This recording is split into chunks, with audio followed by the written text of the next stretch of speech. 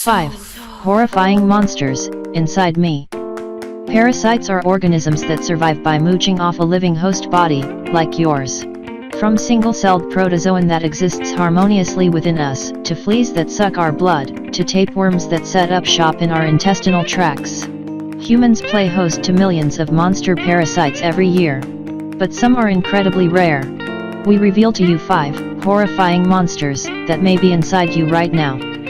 Number 1. Brain-eating amoeba. Gnathostoma fowleri, also referred to as the brain-eating amoeba, is a free-living microscopic amoeba. This single-celled heat-loving parasite is found in warm freshwater lakes, ponds, rivers, and hot springs.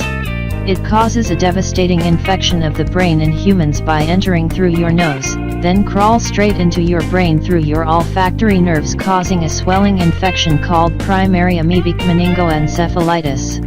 Infection usually happens when people go swimming or diving in warm freshwater places such as rivers and lakes. In rare instances, Gnathostoma infections might also happen when contaminated water from other sources such as inadequately chlorinated swimming pool water, or heated and contaminated tap water, enters a person's nose. You cannot become infected from drinking water contaminated with Gnathostoma. The signs and symptoms of Gnathostoma fowleri infection are similar to bacterial meningitis, which lowers the chances of initially diagnosing primary amoebic meningoencephalitis. The symptoms begin 1 to 7 days after swimming or other nasal exposure to Gnathostoma-containing water. People die 1 to 12 days after the symptoms begin. Primary amoebic meningoencephalitis is hard to detect because the disease progresses quickly, so that diagnosis is usually made after the person has died. The signs and symptoms of infection in stage 1 of the infection involves signs and symptoms including a fever, nausea, vomiting, and a severe frontal headache. Stage 2 of the infection involves signs and symptoms include a stiff neck, altered mental status, hallucinations, seizures, and coma. The good news, of the hundreds millions of potential exposures every year in the US, only 0 to 8 cases are reported, and it's more common here than anywhere else in the world. Number 2. The Candiru catfish. Wait, catfish? What the stuff? Yes, this tiny Amazon River fish, a relative of the catfish, beloved as a food source in the US, is a parasite. They're usually very small, less than 3 inches or 8 centimeters in length, but they uniquely occupied in doing evil.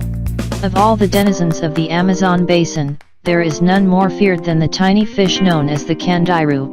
Since coming to the attention of science in the early 19th century, this creature has occupied the very darkest recesses of the popular imagination. The reason for this is the Candiru's habit of entering the human penis, lodging itself in place with sharp barbs, and feasting on it from the inside, a horror story that is enough to keep your legs firmly crossed for days. Well, they want to suck blood really, so they've adapted a keen nose for nitrogen which fish excrete through their gills. The Candiru senses that nitrogen gets in through the gills and feeds off of the fish. But, humans also excrete nitrogen in our urine, and since Candiru don't know the difference between a gill and a urethra, they penetrating the urethra of men and women bathers, particularly if they should pass urine while in the water. The fish do not discriminate, and will happily enter a convenient vagina, penis, or anus. Well, just remember to use the bathroom before you go swimming in the Amazon River. Number 3. The Sparganum worm. This Sparganum worm, hungry for human flesh, can grow to be almost a foot long, and may live for 20 years in your body. Sparganum can cause intestinal obstruction, and the parasite has been recovered from the wall of the intestine, the breast, the scrotum, the epididymis, ureter, urinary bladder, heart, lung, and abdominal cavity. The larval worms usually grow into irregular nodules, 1 to 2 centimeters in diameter, and surround tissues, becoming edematous and painful. These nodules may persist for months or even years without any symptoms, then suddenly become painful.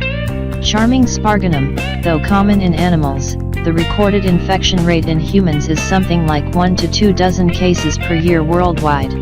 Maybe because it doesn't always cause symptoms at its host depending on where in your body it settles.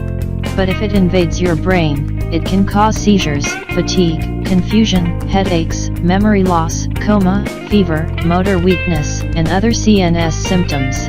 This disease may appear as a massive cerebral hemorrhage. And if it settles in your eyes, ocular sparganosis may occur, which produces an especially intense reaction. This may result in blindness, as the parasite migrates to the conjunctiva and enters the orbit. In the orbital tissues, the larva produces inflammation that results in exophthalmia and logophthalmia, which in turn causes ulceration of the cornea. Ocular sparganosis causes intense pain, irritation, excessive lacrimation, and marked swelling of the eyelids. Sparganum can also invade your inner ear or spinal cord. It can cause symptoms from headache and vertigo to blindness and paralysis.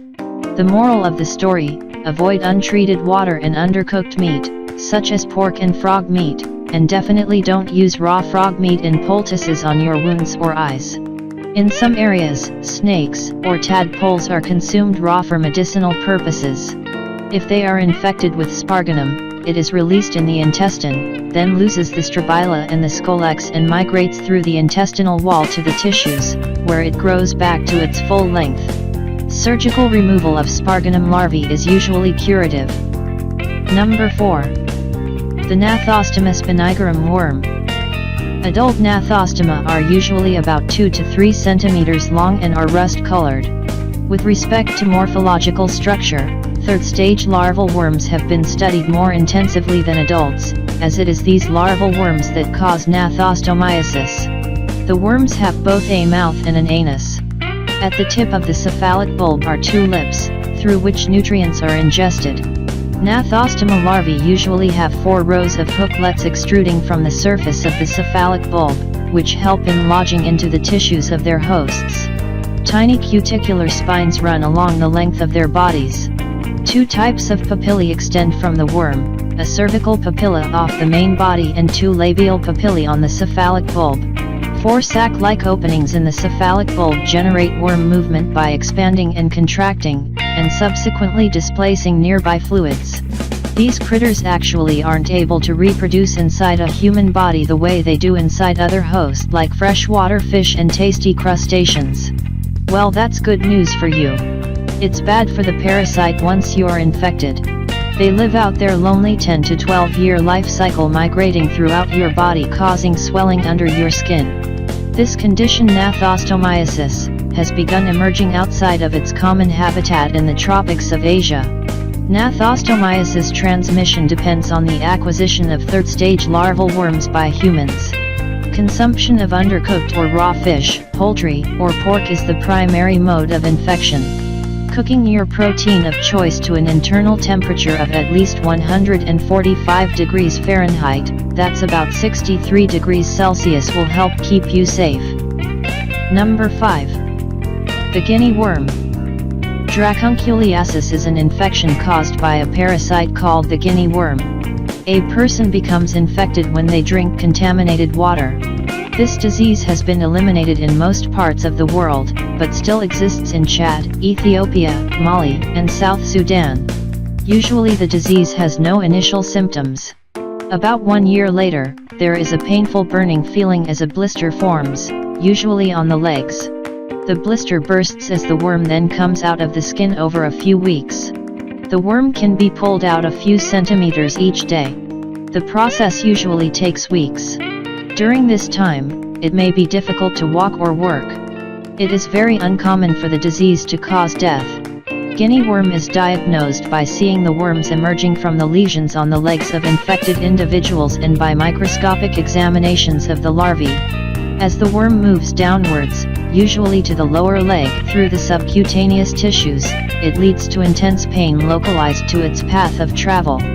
The burning sensation experienced by infected people has led to the disease being called the fiery serpent. Other symptoms include fever, nausea, vomiting, diarrhea, dizziness, and localized edema. When the blister bursts, allergic reactions subside, but skin ulcers form, through which the worm can protrude. Only when the worm is removed is healing complete. Guinea worm disease can be transmitted only by drinking contaminated water, and can be completely prevented by boiling and filtering your drinking water. Number 6. Loa Loa filariasis. Loa Loa, also known as African eyeworm, is a thread-like worm that lives under the skin in the subcutaneous fat, causing loiasis. Because it is often spotted migrating in the eye, it is known as the eyeworm. Loiasis is endemic to 11 countries and 12 million Africans are infected. The disease is also known as subcutaneous filariasis, Calabar swellings, African eyeworm infection, Loa Loa filariasis and fugitive swelling. Loa Loa filariasis is a skin and eye disease that is caused by Loa Loa, which is a parasitic worm. This disease is spread by deer flies, which can be carriers of the Loa Loa worms. When deer flies bite humans, they can leave behind these worms, which can then enter the person's bloodstream and eventually cause infection. These worm causes the infected persons to suffer swelling, usually near joints, muscle and joint pain, tiredness and fatigue. Loa Loa worms that can also be seen crawling across the eyes or visibly crawl under the skin. They live in rainforests and warm swamps in Central and Western Africa. Deer flies bite is very painful because it has to rip skin apart in order to drink blood. It does not have a narrow sophisticated feeding tube like that of a mosquito. That's all the time we have today to talk about monster parasites and stuff. Thanks for watching. Subscribe for more.